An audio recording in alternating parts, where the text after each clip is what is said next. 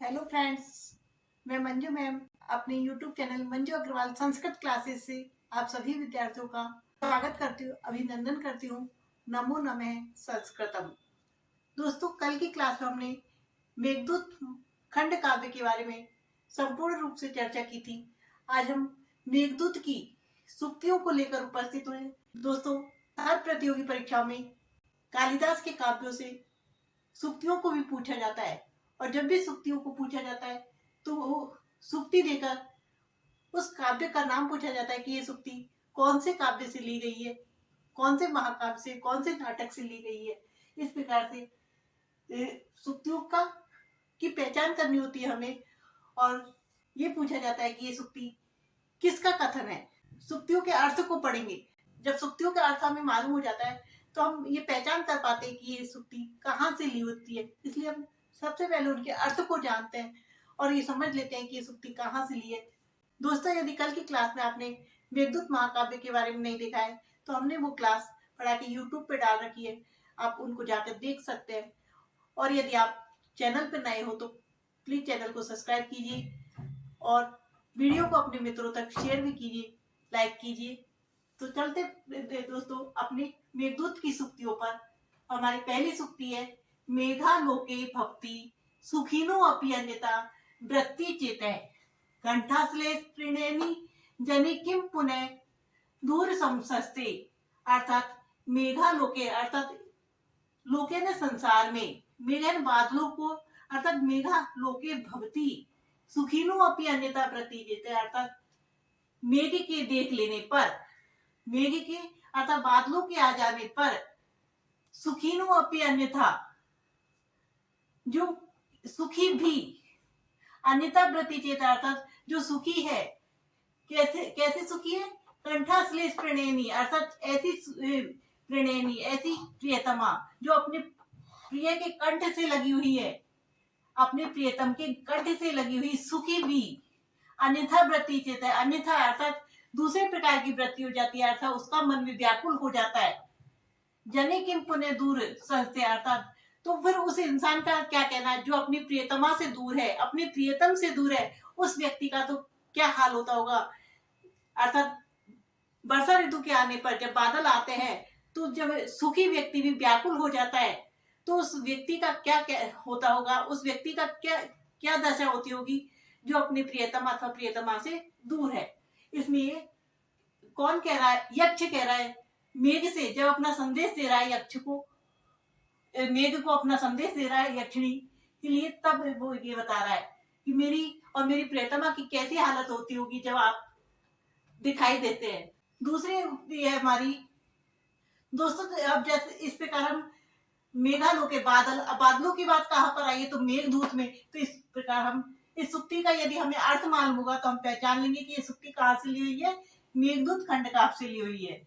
दूसरी सूक्ति है हमारी, कामार्ता ही प्रकृति कृपणा चेतन अचेतनेशु अर्थात जो कामी पुरुष होते हैं, इसमें कालिदास कहते हैं, महाकवि कालिदास कहते हैं कि जो काम से पीड़ित व्यक्ति होती है, जो काम से व्याकुल होता है, ऐसा व्यक्ति प्रकृति ने स्वभाव से ही क्या हो जाता है, कृपण दीन हो जाता है। चेतन अचेतनेशु अर्थात सजीव और निर्जीव वस्तुओं में भेद करने में क्या हो जाता है, वो कृपण हो जाता है, अर्थात दीन हो जाता है, वह उसमें भेद नहीं कर पाता।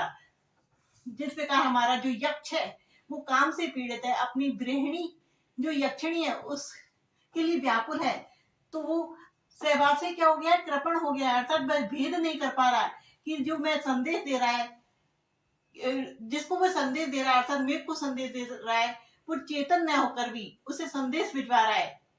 वो ये भी नहीं समझ पा रहा कि जिसको मैं संदेश दे रहा हूँ वो मेरी यक्षिणी तक संदेश पहुंचा भी पाएगा या नहीं, क्योंकि जो संदेश का कार्य होता है वो एक पटु इंद्रिय वाला ही कार्य कर सकता है। जो संदेश का कार्य होता है वो एकदम, जिसकी इंद्रिय, पांचों इंद्रिय सच्चे, तो वही इस कार्य को करने में सक्षम होता है। फिर भी वो इस वेद को भूलकर मेघ को संदेश देने के लिए अपना संदेश मेघ को सुना रहा है। हमारी तीसरी सूक्ति है हमारी, यांचा मोगा बरम अधिगुणी ने अधमे लब्ध कामा अर्थात प्रार्थना करना, याचना करना किसी से, बरम है ना अधिगुणे अर्थात जो गुणों से संपन्न है ऐसे व्यक्ति से प्रार्थना करना मोघा अर्थात निष्फल होने पर भी बड़ा मन श्रेष्ठ है। यदि हम जो गुणों से संपन्न व्यक्ति से प्रार्थना करते हैं किसी चीज की और यदि उससे निष्फल भी हो जाती है तो वो क्या होती है, हमारी श्रेष्ठ होती है। क्योंकि जब हम किसी अच्छे व्यक्ति से प्रार्थना करते हैं मांगने की तो वो किसी को कहता नहीं है, निष्फल होने पर भी कैसी होती है, श्रेष्ठ होती है। लेकिन न अधम लब्ध कामा अर्थात जो नीच व्यक्ति होते हैं उसे लब्ध है ना प्राप्त होने पर भी, फलीभूत होने पर भी, जो अधम व्यक्ति होते हैं उससे फलीभूत होने पर भी यदि किसी नीच व्यक्ति से आपने कोई वस्तु मांगी तो वो दे देगा, लेकिन 2 दिन बाद उसको जता देगा कि मैंने तुम्हें ये वस्तु दी थी। तो इस प्रकार उससे फलीभूत होने पर भी क्या होती है, अधम होती है अर्थात उससे श्रेष्ठ नहीं होती, वो अधम होती है, नीच होती है, नहीं मांगनी चाहिए। नेक्स्ट उक्ति हमारी आशा बंद कुसुम सदृश प्रायेशी ही अंगना नाम। इसमें कौन सी संधि हो गई, यण संधि हो गई, श्री अंगना नाम। आशा रूपी जो बंधन है कैसा होता है, फूल के समान होता है। स्त्रियों के हृदय को प्राय क्या करता है, वो रोके रखता है। जिस पर कोई भी आशा किसी कार्य को करने के लिए हमें प्रेरित करती है। आशा रूपी जो बंधन है फूल के समान होता है, वो स्त्रियों के हृदय को क्या रखता है, प्राय रोके रखता है अर्थात उससे जो अपनी प्रियतम है प्रिय उससे बांधे रखता है। कि अब यक्षिणी को और यक्ष को एक आशा है कि हमारा पुनर्मिलन होगा, ये उनका आशा रूपी बंधन है जो उनको रोके रख रहा है, उनकी शाप की अवधि को समाप्त करने में सहायता कर रहा है। अगली सुक्ति हमारी रिक्ते सर्वो भक्ति ही लघु पुण्यता गौरवा अर्थात जो रिक्तता होती है यदि किसी को देने के बाद हम रिक्त हो जाते हैं तो वो क्या होता है, लघुता के लिए होता है। रिक्तता हमेशा किसके लिए होती है, लघुता के लिए तो है, और पूर्णता गौरव के लिए। यदि आप और पूर्णता है कोई चीज से पूर्ण रूप होना गौरव के लिए होता है। तो ये वाली सुक्ति भी हमारी कहाँ से ली गई है, तो ये मेघदूत से ली गई है। इसमें जो यक्ष है वो मेघ को कह रहा है कि आप जब मार्ग से जाओगे तो रिक्त हो जाओगे, लेकिन वो किसके लिए, लघुता के लिए। लेकिन बाद में आप पुनः पानी को ग्रहण कर लेना, जल को ग्रहण कर लेना, वो आपके लिए क्या हो जाएगा, गौरव के लिए होगा। इस प्रकार ये सुक्ति कहाँ से ली गई है, मेघदूत खंड काव्य से ली गई है। हमारी नेक्स्ट सुक्ति है ने क्षुद्रो अपि प्रथम सुत अपेक्षया संश्राय प्राप्ते मित्रे भक्ति विमुख किम पुनः यह तथो उच्चै अर्थात तुच्छ व्यक्ति भी, क्षुद्रो अपि अर्थात तुच्छ व्यक्ति भी मित्र के अपने निवास स्थान पर आ जाने पर, मित्र के अपने निवास स्थान पर आ जाने पर पूर्व की उपकारों की वजह से, पूर्व में प्रथम है ना पूर्व में किए गए अपेक्षा है ना उपकारों की वजह से क्या नहीं करता, प्रतिकूल व्यवहार नहीं करता, विमुख व्यवहार नहीं करता। पुनः यह तथा उच्चते तो जो सहवाग से इतना महान है, पुनः फिर ये जो तथा उस प्रकार से उच्च ऊंचा है अर्थात जो सहवाग से इतना ऊंचा है अर्थात आप तो पहले ही इतने ऊंचे सहवाग वाले हो, तो आप कैसे मेरे जो कार्य दे रहा हूं उससे विमुख हो सकते हो, अर्थात आप इस कार्य से विमुख नहीं हो सकते। तो जब हमने पढ़ाया था तो वो किस वंश का बताया था हमने, मेघ को हमने आपसे बताया था कि पुष्कर आवर्तक वंश का अर्थात आप इतने महान हो कि आप पुष्कर आवर्तक वंश के हो और इंद्र के सगे संबंधी हो, तो आप तो इतने ऊंचे होते हो, तो आप मित्र के कार्य से विमुख नहीं हो सकते। ये वाली सुक्ति भी हमारी कहाँ से ली हुई है, मेघदूत खंड काव्य से ली हुई है। आगे की सुक्तियां हम अगले पृष्ठ पर देख लेते हैं। दोस्तों ये सभी सुक्तियां बड़ी महत्वपूर्ण सुक्तियां हैं और इनमें से बार बार एग्जाम में पूछी जाती है, इसलिए क्लास को पूरा देखिएगा एवं अपने मित्रों को शेयर भी कीजिए। हमारी 7th नंबर की उक्ति है मंदाय पे न खलु सुहृदाम उपेतार्थ कृत्या अर्थात जो सुहृदाम है मित्रों के उपेत अर्थ करते हैं अर्थात जो करने योग्य कार्य होते हैं, कलु निश्चयहीन न मंदाय थे अर्थात मंदित नहीं होते, अर्थात उनको करने में मंद नहीं होना चाहिए। मित्रों के कन्योग कार्य को करने में कभी भी विलंब नहीं करना चाहिए, मंदाय थे ना विलंब नहीं करना चाहिए। तो मित्रों के उपेत अर्थ करता है अर्थात जो करने योग्य कार्य है उनको करने में निश्चय ही मंदायते नहीं अर्थात विलंब नहीं करना चाहिए।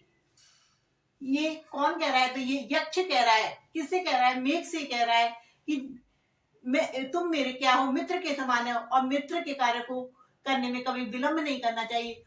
हमारी अगली सूक्ति है, स्त्री नाम अग प्रणय वचनम विश्रामो ही प्रियेषु, अर्थात जो स्त्रियों के जो प्रणय वचन है, आगे ना प्रथम प्रणय वचन ही क्या होता है? प्रियेषु यानी प्रियों के लिए विश्राम के समान होता है। अर्थात जो प्रिय लोग होते हैं, प्रियतम होते हैं, उनके लिए स्त्रियों का पहला जो प्रणय वचन होती है वही क्या होता है? विश्राम के समान आराम देने वाला होता है।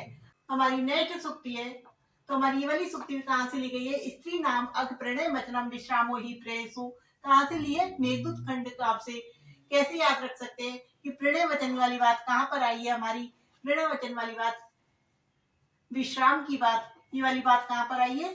मेघदूत खंड का में।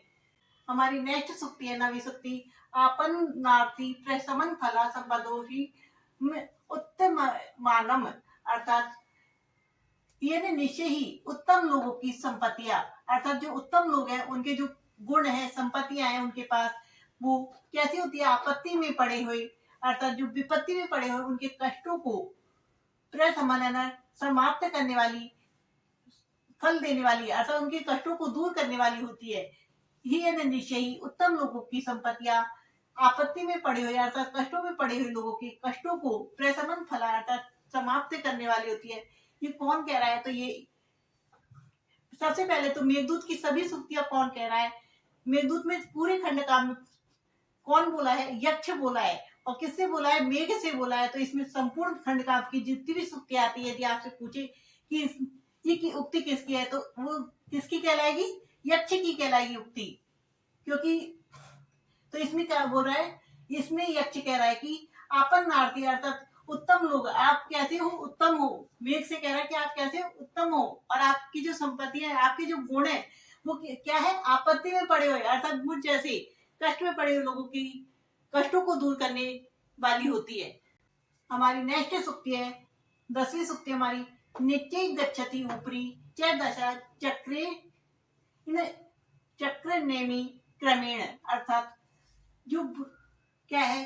नीचे गच्छति, नीचे गच्छति जाती है, ऊपरी गच्छति न ऊपर जाती है, दशन भाग्य, भाग्य चक्र नैमिक क्रमेण, अर्थात चक्र के पहिए के समान, जो चक्र होता है, पहिया होता है, उसके क्रम के अनुसार हमारी जो भाग्य की दशा है, भाग्य है, वो क्या जाता है? नीचे गच्छति, नीचे जाता है, फिर ऊपर जाता है। अर्थात जिस प्रकार पहिया चलता है तो एक बार ऊपर ऐसे घूमता है, उसी प्रकार जो भाग्य है वो किसके समान? चक्र के समान, चक्र के समान क्रम से नीचे गच्छति, नीचे जाता है और ऊपर जाता है। ये किसकी सूक्ति हो गई? हमारी मेघदूत की।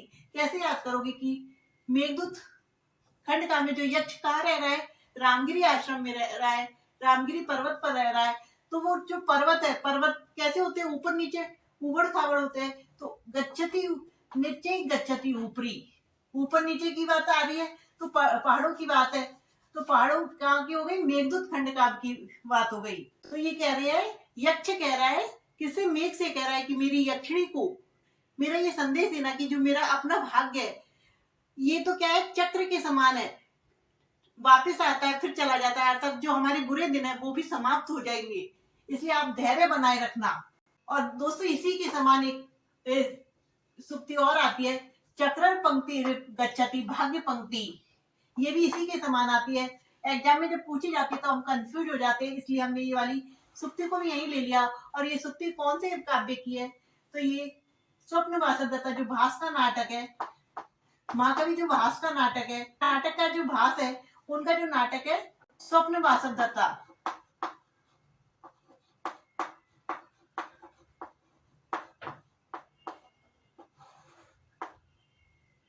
इस नाटक की क्या है? ये सूक्ति है। इसमें जो उदयन है वो कह रहा है कि चक्र पंक्ति रेव गच्छति भाग्य पंक्ति, जो कि भाग्य की पंक्ति तो किसके समान होती है? चक्र के समान होती है, जाती आती रहती है।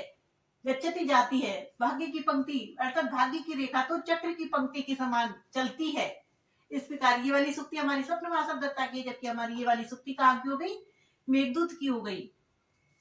दोस्तों हमने जितनी भी ये मेघदूत की महत्वपूर्ण सूक्तियां उन सभी को लेकर आए। आपको ये क्लास कैसी लगी प्लीज कमेंट करके बताइए और दोस्तों के साथ शेयर कीजिए। और आपने अभी तक हमारे चैनल को सब्सक्राइब नहीं किया है तो प्लीज चैनल को सब्सक्राइब कीजिए। Thank you for watching. मिलते हैं अगली वीडियो में।